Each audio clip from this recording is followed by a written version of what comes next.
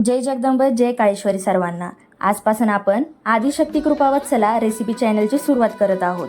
तर सर्वात प्रथम पदार्थ कस्टर्ड बदाम मिल्क बनवणार आहोत। याच्यासाठी आपण 10 ते 12 बदामाचे तुकडे 8 ते 10 तासासाठी भिजत ठेवणार आहोत। एकदा की हे व्यवस्थित भिजून झाले की त्याची साल काढून आपण त्याची बारीक अशी पेस्ट करून घेणार आहोत।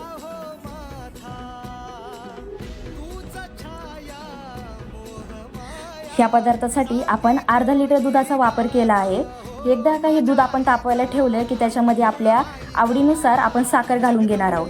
अर्धा लिटर दुधासाठी 2.5 ते 3 चमचे कस्टर्ड पावडरचा आपण उपयोग करणार आहोत। याच्यात आपल्याला दूध किंवा पाणी टाकून याची व्यवस्थित अशी पेस्ट करून घ्यायची आहे।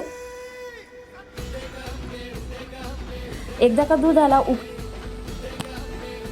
का दुधाला उकळी आली तर सर्वात प्रथम बदामाचं मिश्रण याच्यात टाकून ते एकजीव करून घेणार आहोत। बदामाचं मिश्रण टाकल्याच्या नंतर लगेचच आपल्याला कस्टर्ड पावडरचं मिश्रण सुद्धा टाकायचं आहे। बऱ्याच वेळा मिश्रण टाकल्यानंतर सुद्धा त्याच्यामध्ये गोळे येतात, त्यामुळे आपण ते रवीने व्यवस्थित एकजीव करून घेणार आहोत। त्याच्यामुळे जे आपले मिश्रण आहे ते स्मूथ होतं।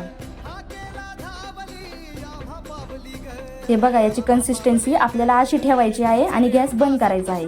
आता याच्यामध्ये थोडासा क्रिस्पीनेस यावा व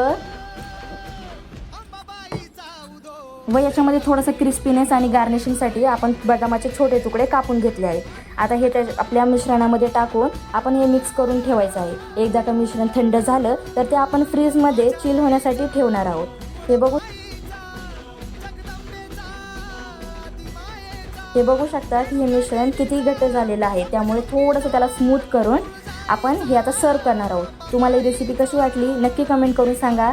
अशाच नवीन रेसिपीसाठी आपल्या चॅनलला सबस्क्राईब करा। लवकरच भेटूया नवीन व्हिडिओमध्ये। तोपर्यंत जय शिवराय।